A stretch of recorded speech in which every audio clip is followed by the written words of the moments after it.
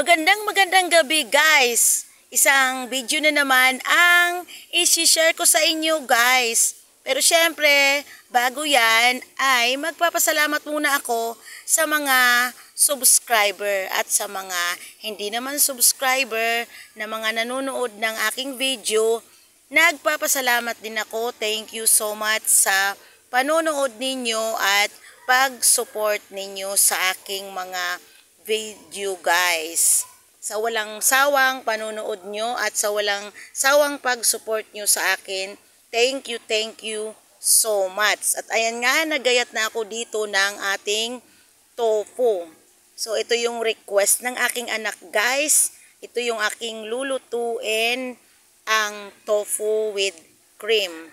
Ito yung request niya sa akin guys, para alternative doon sa karne. Ayaw niya munang magkarne kasi nga medyo mataas yung kanyang cholesterol. Kasi nga, syempre, napakatigas ng ulo. Ang bata-bata pa guys, ay hindi siya nasasaway sa mga kinakain. Mahilig siya sa mga, ayan, mga matataba at saka oily.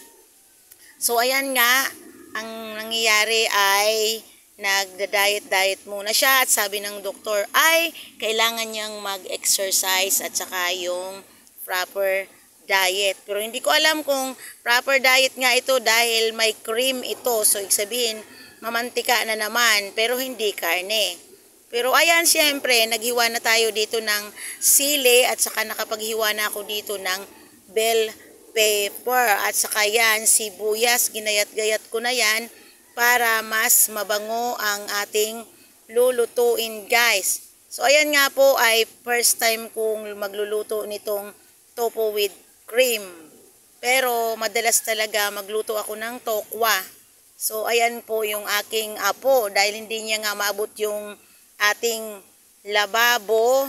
Kasi dito ako nagayat-gayat sa ating lababo ay nagpakarga na at gusto niya nga daw po makita sa camera. Hindi talaga hindi siya pwedeng sasali sa ating video guys kasi karamihan ng aking video ay nandyan siya.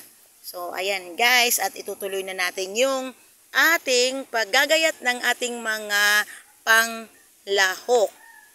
At syempre pa ay inuna ko na ang pagprito ng ating tokwa habang naggagaya tayo ng mga ilalahok natin.